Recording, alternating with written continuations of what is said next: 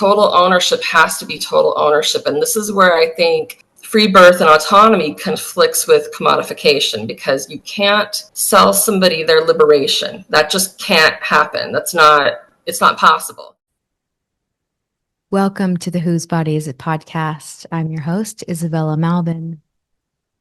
I'm a former liberal feminist who's walked the path of deprogramming, and now I help women around the globe untangle female empowerment myths so that they can help themselves and the women in their lives that are most important to them, whether that's their daughters, their sisters, or their best friend.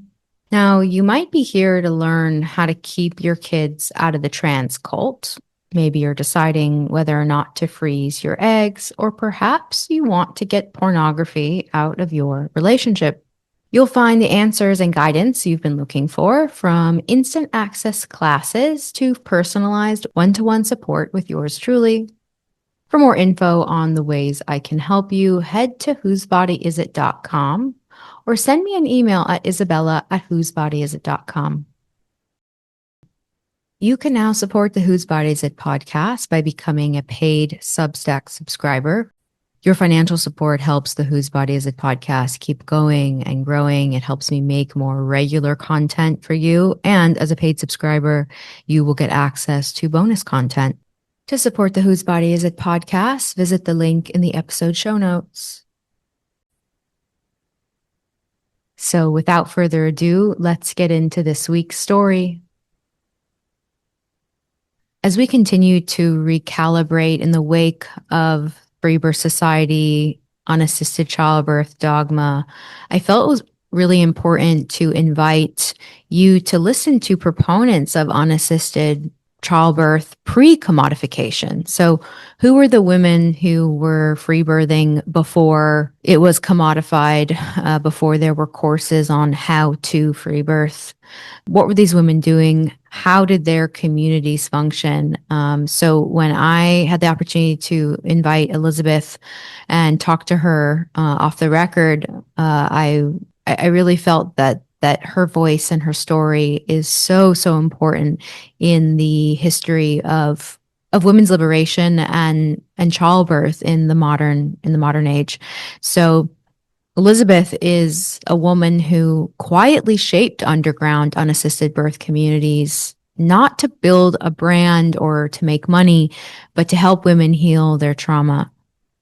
And long before social media exploded, Elizabeth warned women about the risks of joining unassisted birth groups online, even as she worked with underground networks to educate women about birth. So in this episode, we explore the oxymoron of selling free birth, why Elizabeth thinks some women succeed at having unassisted births while others transfer, how individual women's realities collide with group dynamics, and what used to unify these communities before they were torn apart by the gender identity insanity of 2014. Finally, and actually I think my favorite part of the conversation is we examine our cultural obsession with birth photography, why people want to witness birth. And despite these images serving as powerful, good propaganda for home birth, we look at the hidden costs for mothers, babies, and women's liberation as a whole. I also want to just mention that all of the Whose Body Is It podcast episodes have an explicit warning, and I'll just be redundant in saying that this episode contains explicit conversation, mentions of loss. This is a totally unfiltered, uncensored conversation. We do not beat around the bush. And what I really appreciate about Elizabeth is she is unequivocally herself. She understands that some of the things that she's saying are unpopular. And I really hope that, regardless of what you agree with and disagree with, that you get some wheels turning, perhaps that weren't turning before.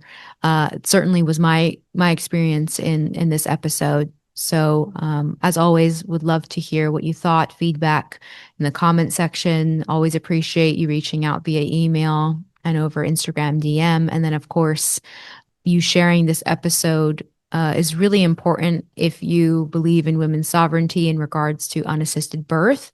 I cannot stress this enough. This is a very delicate time for unassisted birth, as the Guardian episodes, the podcast series that they launched, as well as their articles, as well as countless other mainstream coverage comes out, featuring women like Laura Shanley and Elizabeth and Mary Lou Singleton, is really important in making, distinctions between dogma, outsourcing your intuition, and what unassisted birth actually looks like, which is full autonomy and, for lack of a better term, radical responsibility. Okay, Elizabeth, you were unassisted birthing and turfing it up before there was Free Birth Society, before there was a super large hub for turfs resisting the medicalization of birth and gender ideology in birth. One of the big things with the Guardian article is that they did not address the fact that women flocked. One of the reasons why women flocked to Free Birth Society specifically was because it was a safe haven to be able to say men cannot give birth and men cannot breastfeed. Before diving into the commodification of birth, would you mind just telling us a bit about your story, your birth story, and your experience in the system? Well, a little over 20 years ago is when I had my first child, and that was a hospital birth. And even though I'd wanted it to go natural, it ended up becoming an epidural birth. Several years later, I tried using midwives and ended up being a hospital transfer because they found meconium during labor. That actually ended up being really traumatizing, just that whole experience in general, for several reasons. So a couple of years later, when I was ready to have my third child, I was really gravitating towards unassisted birth. I felt just really led there. So I spent a lot of time reading books and researching, and I knew it was what I had to do. So my third child was born unassisted. And then after that, I published a book about my experiences. And then a few years later after that, I gave birth to my last child, also unassisted. And both of those were my last births. They were the best ones, the healthiest ones. And so, during that time, I sort of became an advocate for free birth, and I would join, sort of online communities where we would focus on educating, kind of removing some of the stigma from unassisted birth and helping women feel confident in their choices to do this. Even though I wasn't necessarily very successful when it came to, my book itself, I was more invested in the activism part of it. So I was really, my passion was trying to stop women from being traumatized, or maybe even help them heal from trauma. So for me, it wasn't that important that I wasn't getting paid. But one thing that I noticed is, the toxicity of joining internet communities. So even in the book itself, I warned people about joining them because I feel like it can cause a lot of, drama, or it can cause somebody to feel targeted in some ways. And then they stop listening to themselves and their inner voice and their intuition. So it has to be something like a pursuit that really comes from inside. So, I did go against my own advice, and for several years after my book was out, I was part of these communities. However, even though they were good at first, these sort of little underground communities where we educated women, eventually it sort of dissolved because around 2014, 2015, the gender identity thing became really big, and it split us apart because things that I previously felt we all agreed on and understood, which was some very woman-centered, woman-focused language and terminology, feminism, even sort of goddess-centered speak. People were buying very much into this gender identity thing. And so, yeah, it was a very kind of vicious split apart for me and some others with our communities that we had developed. And since about 2015, I would say 2015, 2016, 2017, in there, I did sort of the more turfy activism where I was focused sort of on radical feminism. And then I just kind of chilled out for a while. I think I had a lot of splitting apart from some of these groups too, just because we disagreed on certain things like medical involvement. Some of them were very heavily medically involved. So especially when things like COVID came around, there would be sort of a splitting apart. So I've kind of just been, in the shadows since then and not really doing a whole lot with any of the activisms, but I'm still a real strong believer in free birth, and I do advocate for that.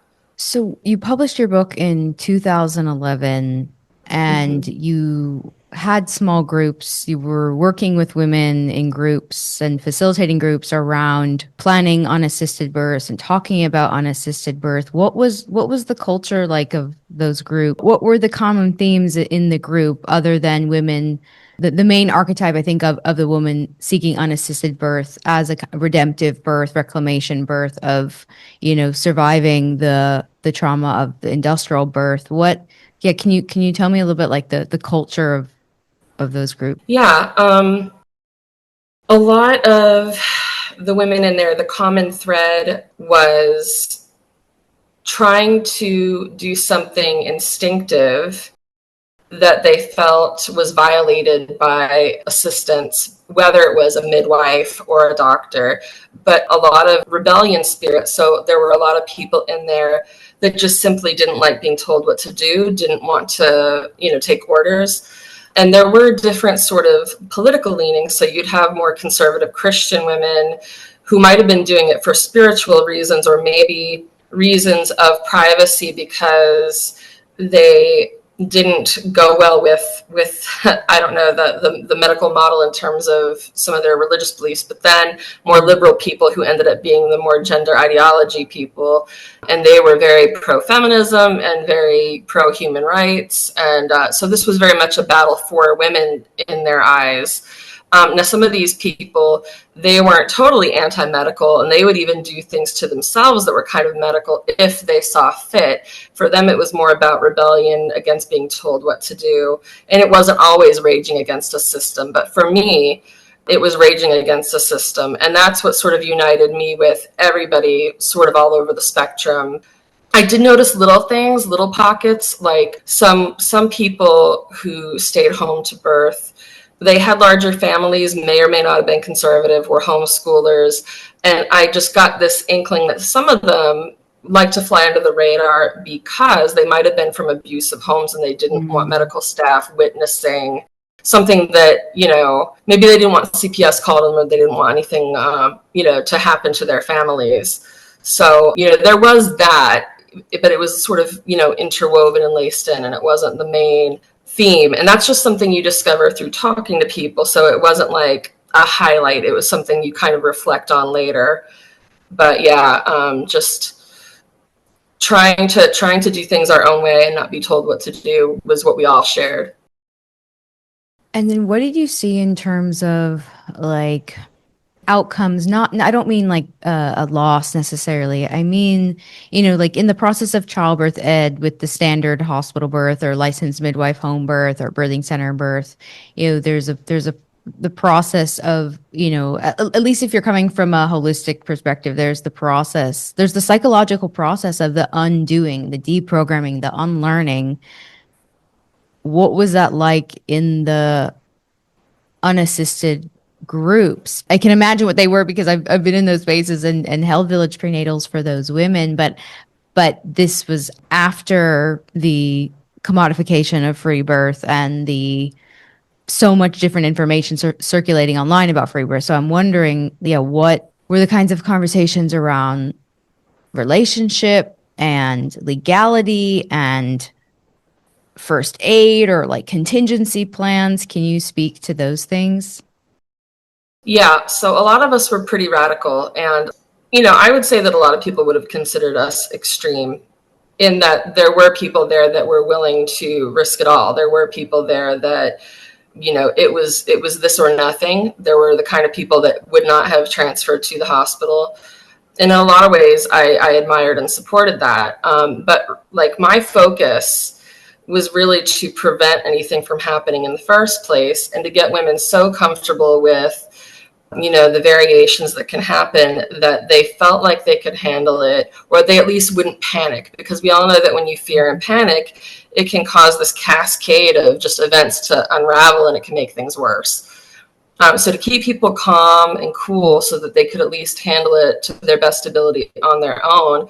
And then maybe have a plan, like, do you know what your limit is? Do you know when too far occurs for you? But really trying to balance the psychological aspects with the physiological aspects, because it's not just a mind issue. There is the physiology too. It's just that those things go together. And I find a lot of us, we're sort of battling psychology versus physiology. But in general, in our group, outcomes were really good. The online groups that I was a part of, and one specifically that I ran, it only lasted for a few years before the gender identity thing blew it up. But in that time, I can't even recall any losses. It was a relatively small group, but I don't remember any losses. There were some people that hospital transferred.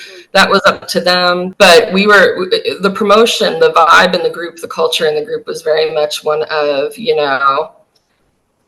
avoiding medical interference as much as possible and just taking total ownership of it. And some people, for some, that even meant in death. So they were prepared if there was going to be a stillbirth, they were prepared to take that on. And as far as legality and stuff, we would advise each other on, what is legal, what isn't legal. Is there something you should or shouldn't say, So we would, give tips and stuff, but it was a private group. You had to know somebody to get in. And of course it was free. None of this was paid. We weren't charging anybody. This was just a bunch of women sort of congregating and giving advice from our lives, basically. But it was also backed up by things that we have researched and read. So there would be the technical aspects of how do you do this or that. And I was really well versed in it for a while because, this was a daily thing. Unfortunately, now it's been like a decade since I've really been involved, and I haven't given birth in that time. So I do feel a little rusty. But in my day when those groups were hot, I felt like we were all really well educated and really, like, I had some of the smartest women in my group, and it's a shame that the political climate split us up because we were helping a lot of women, and we dedicated ourselves to that.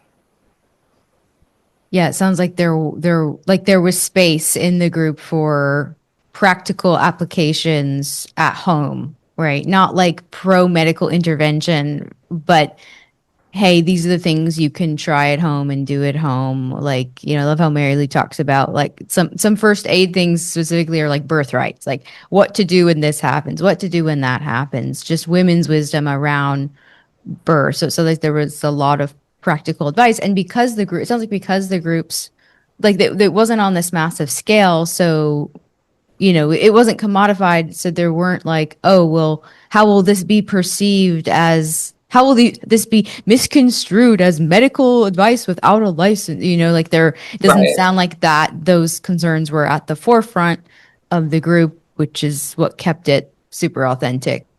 So I'm curious, when there were transfers, how were those women received after the fact? Like, how can you talk about that? Yeah, I would say that honestly, there was probably judgment, but I would also say that depending on how long we'd known the individual or judged their particular circumstances, there was also support. So if the person who transferred had been with us for a long time and we'd known them for years, and we understood the circumstances of why the transfer happened, or we felt that maybe it's something we would have also done, we might have lightened up on them a little bit. I don't think we were going to be vicious at anybody that transferred, but there definitely would have been a judgmental vibe, maybe even behind the scenes, maybe in private message. Oh, did they have to transfer? Oh no, I wouldn't have, that kind of thing. Right. And sometimes we used it as an educational opportunity. So if we saw, oh, they transferred for this. Oh, it sounds like they were just afraid. It doesn't sound like they really needed to. Oh, they had too many people at the birth and they were messing it up. Whatever the case was, we might turn that into like an educational moment. Like, hey, I just want to talk a little bit about what can go wrong. And if you have this at it or that at the birth or this happens, you might actually end up sabotaging yourself. And it could end up making the birth traumatic. And if you have to transfer to the hospital, that might be more traumatic than if you had been able to cope staying home. So yeah, I mean, it was judgmental, but it was supportive too. Our goal is to stop people from having to experience this. Yeah. So if we could turn it into educational without being vicious, that's what we were going to do. Sounds perfectly reasonable. Like nothing about what you said sounds unreasonable. The thought I had was, well, first of all, judgment is healthy. It points us in the direction of what is lacking or potentially. And as you said earlier, every woman had her own limit and had to decide for herself what her limits were. And I've been to births where the environment like had nothing to do with the I mean, of course it affects the physiological process of birth, but there was no extreme, event in the fetal monitoring or the woman's well-being from a physiological perspective to warrant the transfer, and the transfer becomes like psychological defeat, what they call, maternal exhaustion, right? This is like with licensed home births, midwives. So that's how they like, and that's just at the context of a home birth. So yeah, it's just really interesting to hear you talk about it. One of the biggest, criticisms of like dogma around free birth is that women are looking outside of themselves for their own internal compass and intuition, right? And from everything you've told me about these groups, they were really like, no, this is actually autonomous. Like we're here to give support and aid in the ways that we can and offer like practical solutions if like, if that's relevant, but there's no one in this group who's going to tell you that you don't need to go to the hospital, or you shouldn't, or that what you're feeling is wrong, right? It sounds like it was a really radical group. Like it was really autonomous in the way that unassisted birth is, at least how I understood it from reading like Laura Shanley's birth and talking to Mary Lou over the years, and now, hearing your story. One thing that you mentioned before we recorded was like the issue of abusive partners in the picture, sabotaging the birth. And I think I always think of what like my friend Serendipity says, like in the 70s, no one was like doing a gentle intervention, like, I think you're in an abusive relationship. I think it's like women were like kidnapping other women like out of their abuser's home. So when I heard you mention the tough love, this is who you're with, this is how it can affect the birth, which leads me to my next question, which is, why do you think that some women succeed in an unassisted birth more than others? Ooh. Well, if their psychology and any of the issues around that are not, if it's not getting in the way or if it's been resolved, and most of us have psychological issues getting in the way, you really just need to adhere to, the four basic mammalian needs in childbirth. And I believe it's solitude, darkness, warmth, quiet. If you have those elements, the physiology, that's how birth works. It takes care of itself more or less. Those people who have satisfactorily resolved the psychological issues, and then they honor the physiological issues, they have the best, easiest births. But the psychological stuff gets in the way. And that's probably the biggest barrier because, everybody thinks that they're special and that they can do things their own way. And so for some people, they felt like they were super social. So they wanted their best friend and their sister around, or they wanted their mother-in-law who they don't get along with around, and they wanted all kinds of photographers around, and they think, oh, well, this is just who I am. This is what's going to work for me. I'm special. I'm different from you. You might need that, Elizabeth, but I need all these people. And, I would occasionally butt heads with that philosophy because it still indicates something psychological, that you're not like, your personality isn't the thing that gives birth. It's your body that gives birth. And what they're doing is they're relying on the aspects of their personality that feel most comfortable. Those aspects being, I'm a social person. I feel supported when people are around me. And I found that to be a hindrance for people most of the time. Like they would come back and report, oh, I had a glorious free birth with all these people here. But then they would report, but there was a lot of excess bleeding. And I think I had too large of a tear, or I had to go to the hospital after and get checked out and retain some placenta, or whatever the case. And, it's hard to say, you have to bite your tongue because you want to say, I told you so. And also you feel a responsibility for the rest of the group to say, I told you so. but you know, some of these people are your friends, and you also have to respect them. But you know, these are learning moments, and we're all sort of peeling back the layers of what we are willing to do or willing to tolerate or willing to test. But the people that were able to get over some of these initial hangups or these initial misconceptions, they went on to have really good births. Mm, I don't know how that ties into the other stuff you were saying about the abusive partners, but definitely having the wrong people there is one of the big things. right. So, Right. I guess it stuck with me when you said that, just because, you know, in a culture of like choice feminism, of like, you do you, or like, you know, it's not my place to say, you know, it's, you know, I've experienced the extreme end of that, of like, you know, the control and the relentless, you know, trying to control another woman's situation, like witnessing that and being the recipient of that, and wanting to do that myself, because it's infuriating to watch, you know, that scenario play out. But it's not super compatible with the culture of it's her path, you know. So hearing the way that these things were dealt with, you know, in the prep and the aftermath, does remind me of some of the Freeber Society dogma, and like the good, like some of the, like the nuggets of truth, where it's like, yeah, there were women who were willing to say like, that's so fucked up, right? And that it doesn't always go over well when you speak like that, when you talk that way. It can be sound really abrasive and in your business, and if the woman's not ready to hear it or disagrees, whatever, it's, yeah, it can be a relationship ender, a group separator. It can be a real hard thing. So yeah, what I'm, you know, towing the line between, you know, this is her life, I need to respect her, and also this is a teachable moment for women's liberation. So it's a really tricky, wow, yeah, women's work is really hard.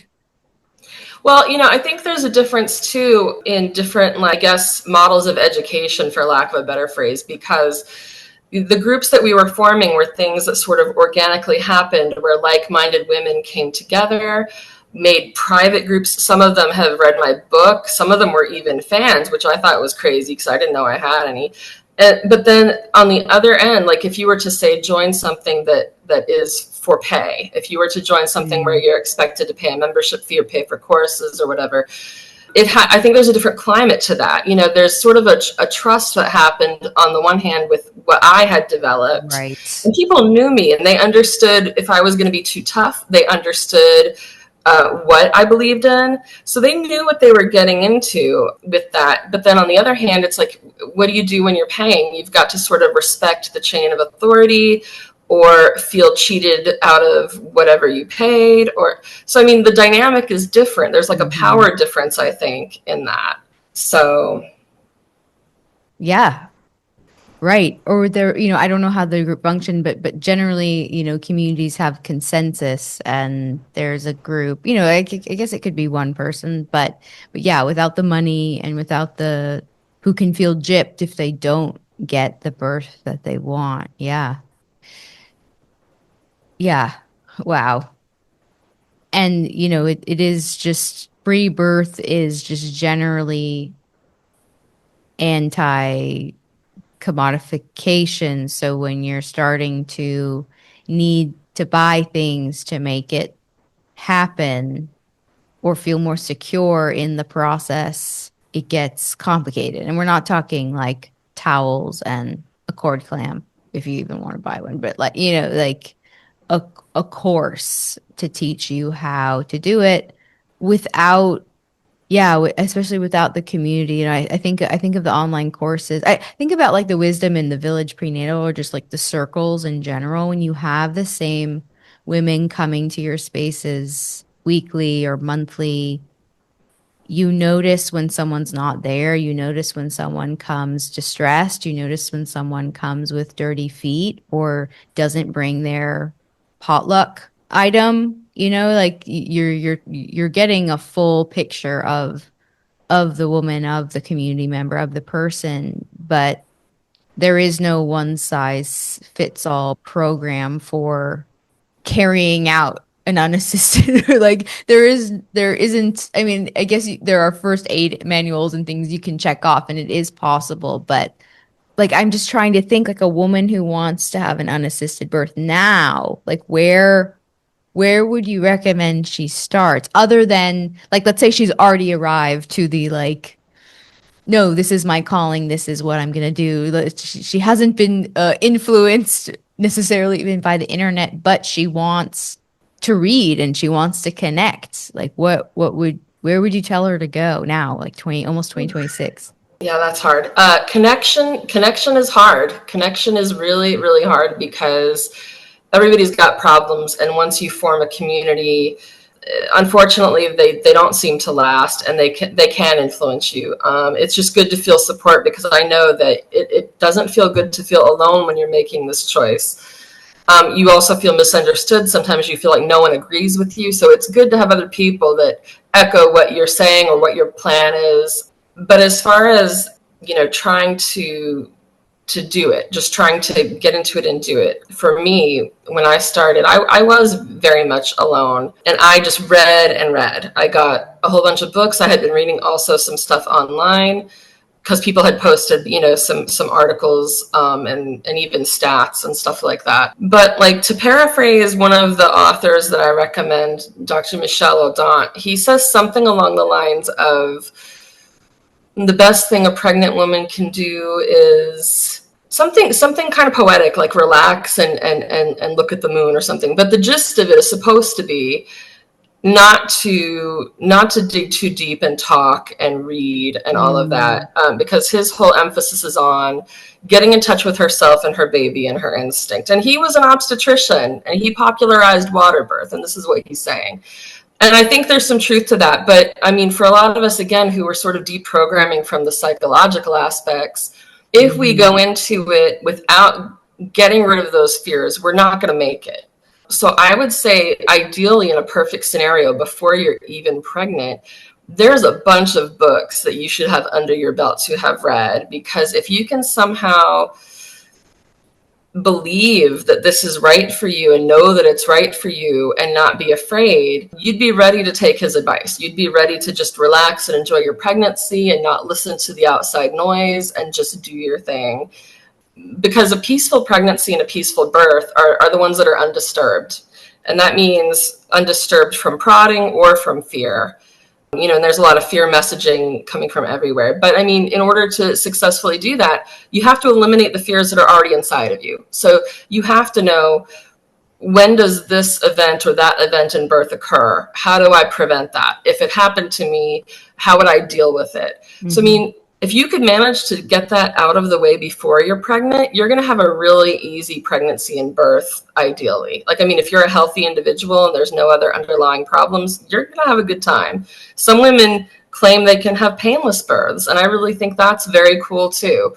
But I mean, you have to give yourself that chance. And if you don't, you're leaving a lot up to chance. You're leaving a lot. I mean, you increase the risks by not having that under your belt first. Mm-hmm.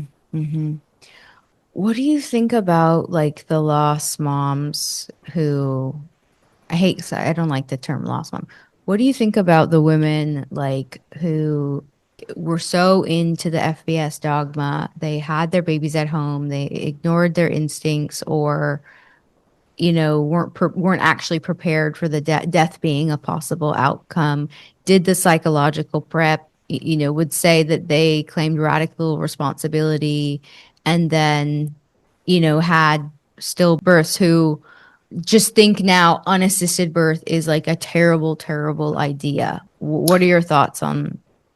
I have sort of some experience with this stemming back from when I started trying to unassisted birth, and talking to people online before I had even given birth. And that was with a large group of internet trolls that largely consisted of lost mothers who had lost babies, not necessarily to free birth, but to home birth. And when they found me talking online, they targeted me, and I was targeted for at least a year or two by hundreds of very angry women who thought what I was saying was dangerous and the things I supported were dangerous.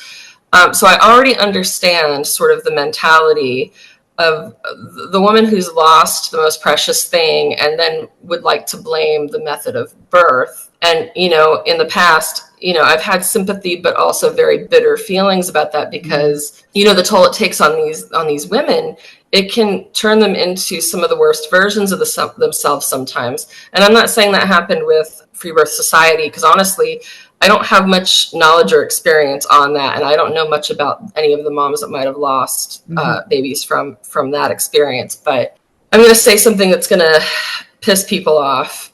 I would argue that if you lost a child after listening to advice from a group or organization that you paid, you probably were not psychologically ready. And I know that sounds very harsh, and I know that would probably offend these women who are already grieving, and that's not my intention at all.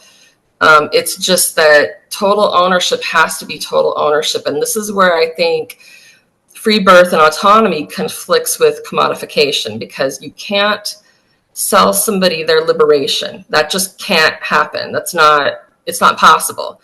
So when somebody is depending on you or looking to you for advice, they're not listening to themselves, and they're not trusting what they themselves would do. And they have to be the authority. You yourself have to be the authority. And if you're not comfortable with that, you're not ready for that. So I don't want to really place blame on anybody. I don't want to place blame on the mom. I don't want to place blame on whoever they were taking their advice from.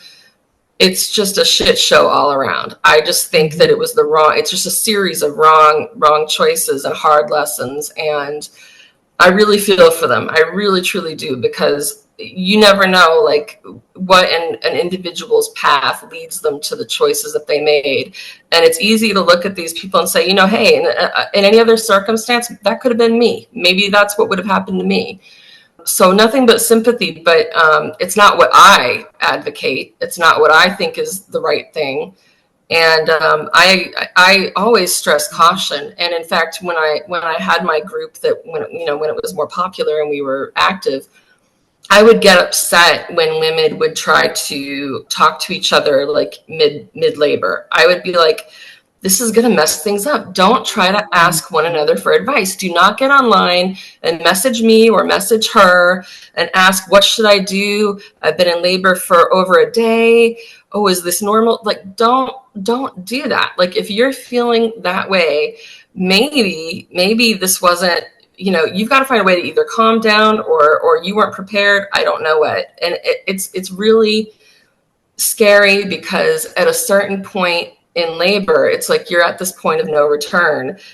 And their options are to either find a way to calm down and center themselves and see it through, knowing that a hospital transfer could be even more traumatic, because a ride in an ambulance or a ride in a vehicle, and then whatever happens once you exit that vehicle, like, that can all be, like, I know from personal experience, that can be really, really damaging.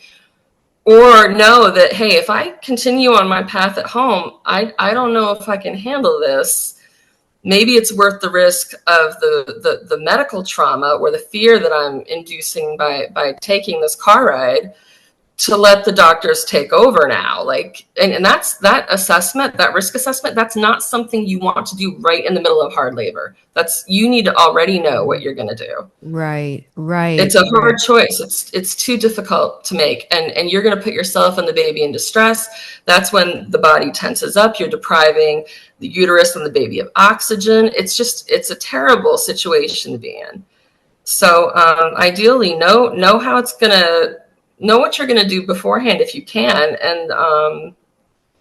and then forgive yourself for whatever choices you make. If you decide to give in, don't look at it as quitting, look at it as following your instinct, but you've got to be at peace with whatever you're going to choose. But don't ask me, because I gave you my advice before this started, and that was my opinion.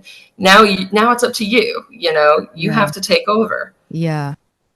I would add, like, oh, wow, there's so many added layers that are coming up for me in that, like, that space that you described is like, wow, so difficult. And then another version of that in my mind is, okay, well, there's something instinctually that the mom understands could be life-saving for her or the baby for whatever reason. but Mm-hmm. she can't fully access that instinct because it's so complicated, because the fear of failure, or what I observed in the free birth, the FBS dogma, which is like, in some cases, the transferring unnecessarily, like the shame of Mm-hmm. that is like so hard to grapple with. And so you're weighing that in terms, and like just not being like in touch with what the hell's going on. And if there is that instinctual, like, oh shit, something's wrong, I'm texting now some woman across the country about what to do. It's wow, really, really, I don't want this to come across as like, if you're planning an unassisted birth, you need to have first aid skills and you need to know blah, blah, blah. But I could imagine that it would be helpful as things come up to be like, oh, wait, I read about this. This is like vomiting in labor is like, some women vomit in labor. I'm not dying, right? Like, this is not worth a hospital transfer, or versus excess blood loss mid labor, right? Like, what are the markers where, the education combines with the instinct, where you can say, Right. like, I read about this, or I went to lots of births where this happened and everything was fine, whatever your benchmark for baseline understanding of what is physiologically safe and unsafe in birth. But yeah, that like moment that you're describing, and the way you just spelled it out is just like so obvious. Yeah, like, what could be less physiological than texting in the middle of your Yeah. birth? So speaking of things that have been normalized, birth photography, your blog is amazing, and I'm linking it in the show notes. And you've written about birth photography being akin to pornography, not in the industry of it. Obviously there are distinctions, but your analysis of it being akin to pornography. If we understand birth as the continuum of sex, right? Like the pervy lines you like listed out, that what like a woman would be told if she was like going to be groomed for like a porn, filmed prostitution pornography situation, which is like, no, no, no, you can trust her, like she's done this a million times, or like you'll get used to it, yeah, it's a stranger, but like you'll get used to it. So there's the issue of the photographer like potentially being a stranger or someone you don't know, and then the actual camera, like footage happening. So yeah, can you speak to your criticisms of birth photography? Sure. Honestly, I haven't written in that blog in like 6 years, and that particular one might be a lot older than that, but I do remember the post. The lens of the camera is like an onlooker, so even if you're not concerned about an individual there looking, the lens acts as the onlooker. And it violates one of the needs in mammalian birth that I mentioned earlier, which is solitude. So if you feel that you're being watched, it can cause tension and a hindrance on the birth. And it's something kind of invisible to most people because they don't understand the underlying issues that are tampering with their births. And the excuses and explanations people give for birth photography reminded me a lot of porn, because it can be argued that it's unnatural to watch people have sex or watch them in those conditions, bright lights and cameras everywhere and strangers, and this is supposed to be a natural physiological event, but it's not. And now it's been tampered with. A lot of people would argue that the women doing this are having a good time, or that they might even Mm, be it's enjoying empowering, themselves. right? It's there's a lot of parallels there. And honestly, my ideas are not really unique. I don't know if other people have likened it to porn, but I mean, other people that I've read have made remarks about the camera as onlooker and For things like that. So sure. it's not like For I'm the sure. one who came up with this, Hmm. but it's just one of those things that people miss because they take it for granted, I guess, that there's a little bit of like a cavalier attitude towards how you can approach your birth. You can put on any music or have any person there, or a video recording, and I just feel like it's birth is not a show, and if you try to treat it like a show, you're going to possibly sabotage yourself. I say that a lot about, self-sabotage, but this is one of those instances. Mm-hmm. So Yeah, I've definitely heard it criticized in terms of affecting like the physiology, but the framing of the sex continuum and like the right. filming of sex, there's the filming of birth, like that specifically I haven't heard or read about that. Yeah, that specific meeting point.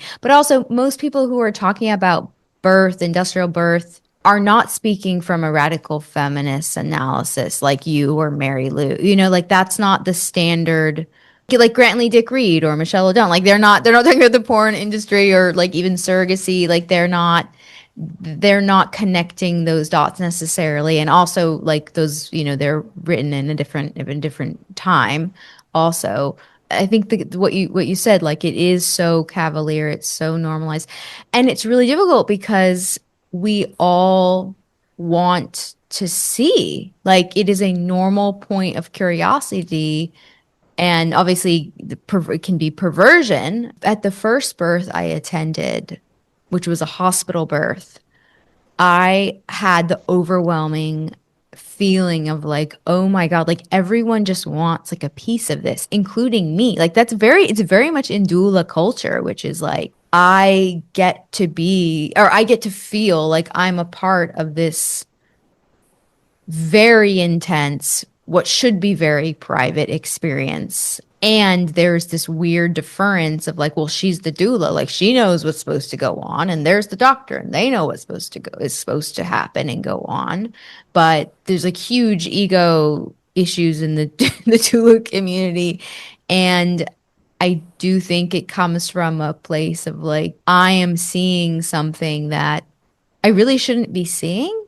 I don't have that same like feeling towards an authentic midwife or an elder midwife or a traditionally trained midwife. You know, I've been around midwives who also I feel have that. I don't feel that it's generally coming from a like a pervy place, but there's something about the doula add-on that I experienced, like in my own attendance of births, that was like not that was just like, did I really need to see this? Like, was I really supposed to be here? This just feels like extra versus the experience of potentially being at a home birth and not even being in the room and being there to play with the older kids and cook. Like that. There are a lot of ways to be a support at a birth, right? Mm-hmm. But yeah, the extreme experience I had, which was the first experience, which was being at a hospital birth. I there weren't. I don't think there was a video recording or anything like that, but it reminded me of yeah, what you're saying, which is just like it is a private thing, and it is so. And it's talked about, it's joked about, like, oh, we just met and I'm about to see you naked. Like, okay, and then the dynamic with the partner there, and it's like it's weird. I'm sorry, it's weird. It's weird. Multiple times in your blog you mentioned, in your hospital birth experience, it's like my ass is out again. Like Yeah. the guy sees my ass again, and then that guy Yeah. sees my ass, and that guy sees my ass. It's like it's not normal. Mm-hmm. Yeah.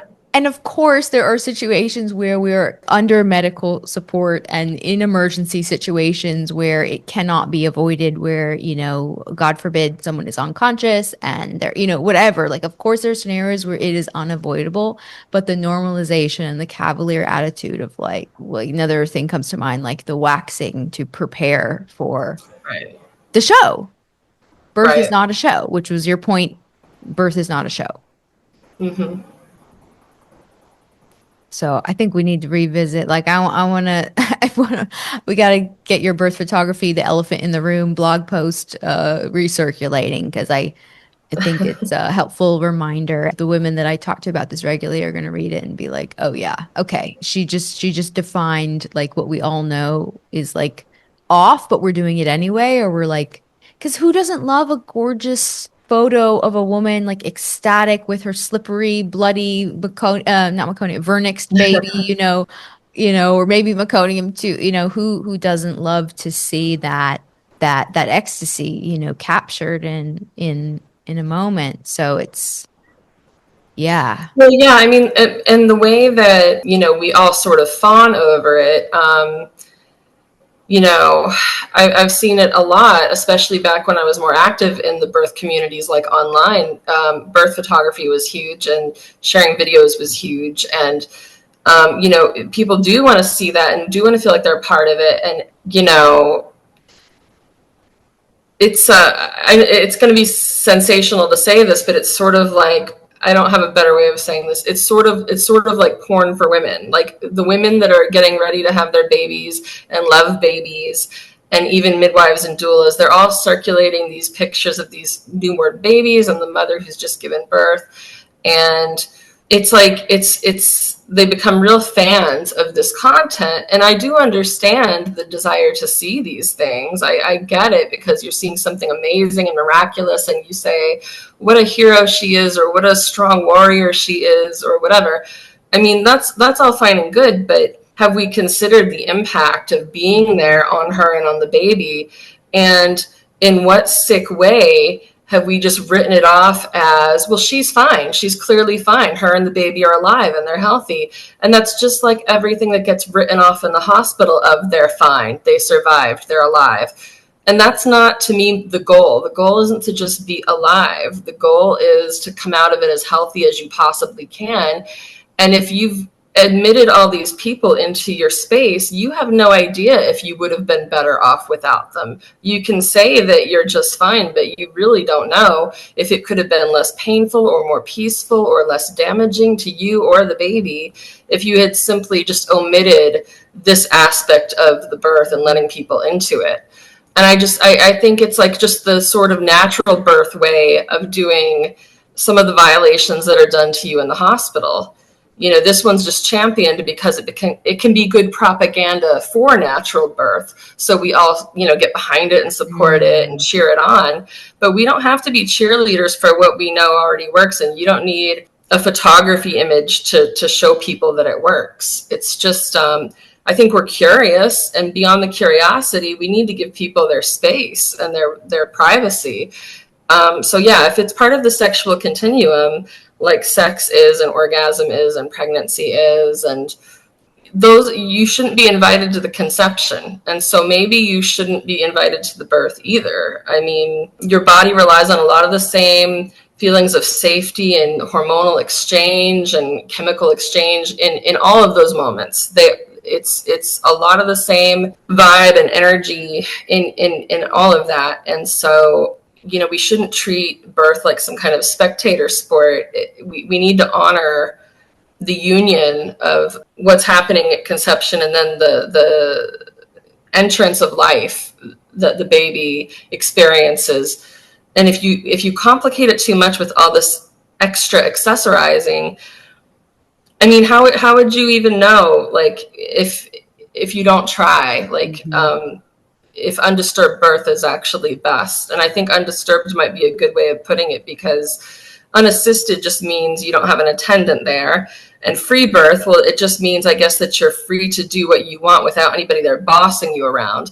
But undisturbed truly means you've taken into consideration all the physiological aspects and you're canceling out the noise.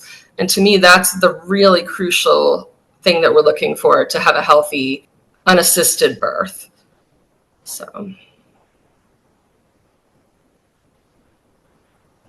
So much to think about. Yeah.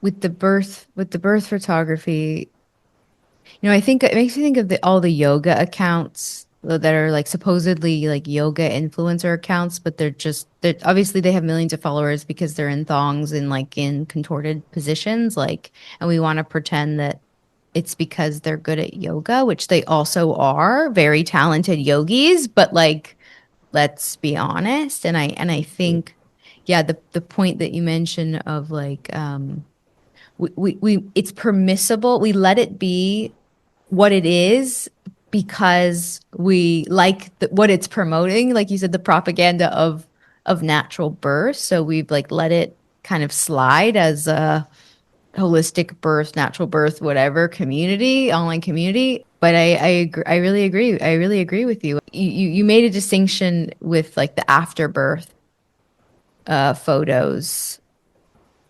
I mean, I might have even been being too loose with that too. I mean, in the third stage, or after the baby has been born, there is still that sacred space that needs to be quiet space, and there's space where you don't want hemorrhage or anything to occur. You don't want retained placenta or anything like that. So even though I am sort of like, oh well, I had pictures when my babies were born, maybe I'm being too carefree about that. I don't know if I personally would stop. I mean, I'm done having children, but if I were to have more, maybe I would still want a photo right after the birth. But that's also kind of my mistake to make. If I want to keep being that carefree, it doesn't necessarily mean I would advise other people to do it, because they could be potentially hurting themselves, even if it seemed like only in a small way. And I wouldn't want to do Yeah. anything to hurt them. So, I Right, wouldn't tell right. them to do it. Right, like cover up your breast because this is going to go to the family now, and they're like, "What?" Like I just came back to myself. Like I become like find it like the angle. It's like you're like they're barely holding the bed. It's like just that awkward first getting settled in the bed, and then you're like, yeah, position yourself appropriately because I know you want this to go to family, which I've totally said. Like, I've totally been asked to take those photos and then also understood that she doesn't realize that her whole areola is out. And I know she doesn't want this to go to the, whomever. And there's that talk. So, yeah, I love that adjustment. I think it just makes sense. It just makes sense. Things for women to consider. Things for women to consider as we recalibrate after this like massive unraveling and reassessment of what it means to free birth and unassisted birth. Do you think there's anything good that will come out of the aftermath of the commodification of free birth? Only if it encourages women to get themselves to a level where they trust themselves as the authority and not anybody else. And you have to be in a very particular place, I think, to do that. And that doesn't mean I think that only certain women can do it, because I don't. I think that free birth or undisturbed birth should belong to all women. But it's about if they've arrived at a place in their life where they recognize that and they're willing to put in whatever the work needed for them personally to get comfortable, to deprogram, to feel confident. Because when I made the choice, I couldn't have done anything else. It was the only thing I could do. I want women to feel that way when they choose it. Mm-hmm. I would like all women to feel that way, but they have to get to that point first.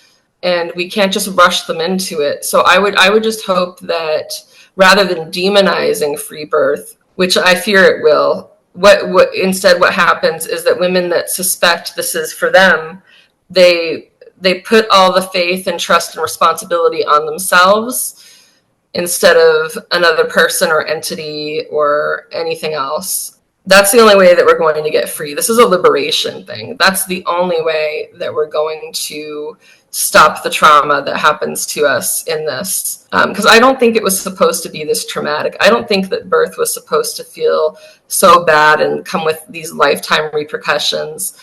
It's supposed to be a rite of passage where we feel stronger on the other side and capable, and it's breaking women instead. And then we go our whole lives like these tortured souls, and then we torture other people. And so it has this whole domino effect in society and on humanity. And it's not just the damage to the mothers and their psychology or their bodies, it's damage to the babies too. And what it's like to be born in that circumstance, whether it's a physical problem they deal with or a continued psychological thing. But that's a hard road, and a lot of women in this lifetime or in their current situation, they're not going to choose free birth. I just wish that they would, but I wish they could know why it was good in the first place. And I don't think a lot of women are on the path where they're going to naturally arrive at that. So yeah, it's a hard one. I don't think it's going to do unassisted birth many favors. Unfortunately, I think it's a very individual decision, but the problem is a societal one. So these are just individual solutions to big societal problems.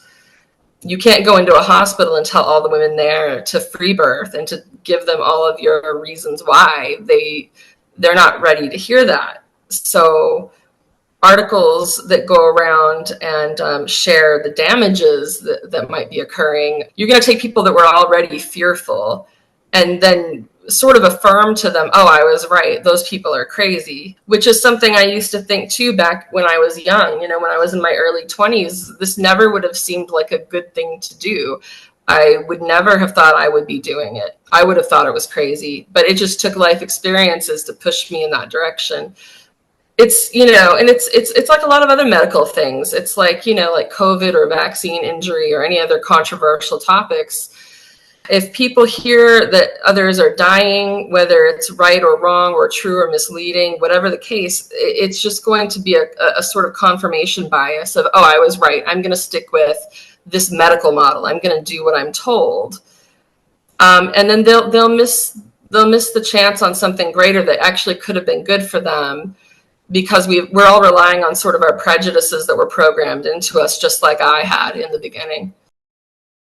My last question is, you know, what do you think about the response to, or even like empathy around, you know, the choice to free birth? You know, the people who say like, oh, well, I understand why those women free birth because they were so traumatized by the hospital, but the real solution is authentic midwifery and real, like unregulated midwifery. Like, what would you say? What would you say to that? Well, on the liberal feminism side, I have to say, just out of obligation, that, you know, I support every woman's individual choice to do what she wants. And that means if she'd like to choose a midwife, and I'm not for regulation or licensure per se, I'm supportive of, you know, radically choosing what you want. But the part of me that believes what I believe, that there is objective truth, and it's not just you do you, boo, like kind of like that's.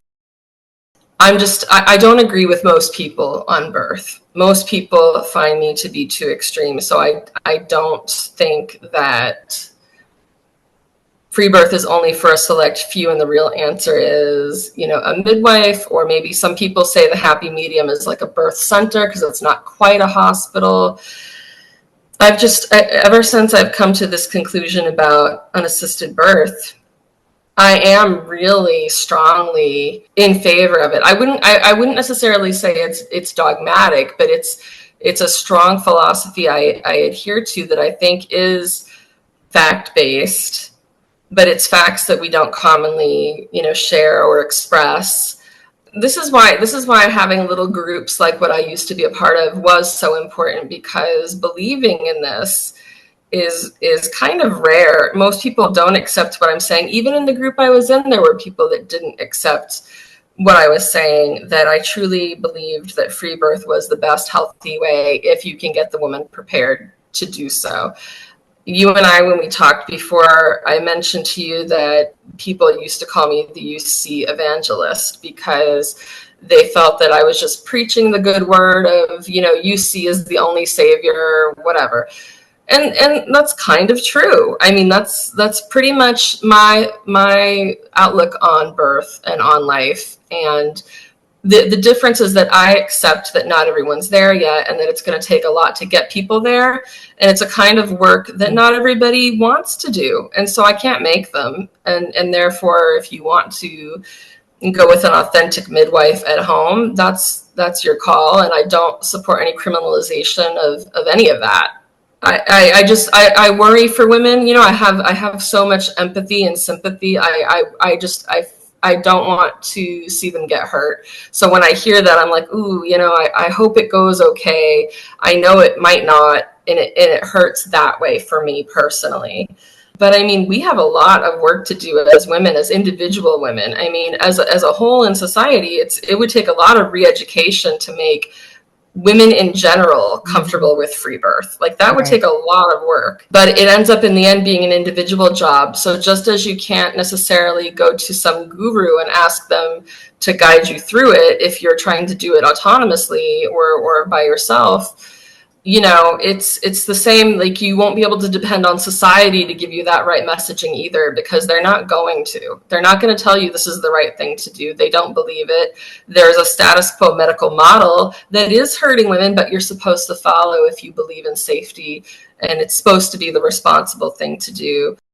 So it's just such a complicated mess. It's an individual job, unfortunately. Thank you so much, Elizabeth, for this conversation. I really, looking forward to the responses and the questions, and like it's definitely this is a really robust conversation. I so appreciate your work towards women's liberation, and your blog posts I think are so still very much relevant, and a lot of wisdom there. So I'm definitely going to link that in the show notes. And yeah, thank you. Thank you. If this conversation sparked something in you, imagine the ripple effect it could have when you pass it on. So share this episode with a sister, a daughter, or a best friend who's ready to hear women's stories of changing their minds and their lives. And when you share on social media, make sure to follow and tag me at Whose Body Is It? I really love seeing how these conversations land with you. And if you haven't already, take a moment to leave a rating and review on Spotify or Apple Podcasts. Every single rating and review helps the Whose Body Is It podcast keep going and growing and reach more women who are ready to reclaim their lives and support the women they love. So until next time.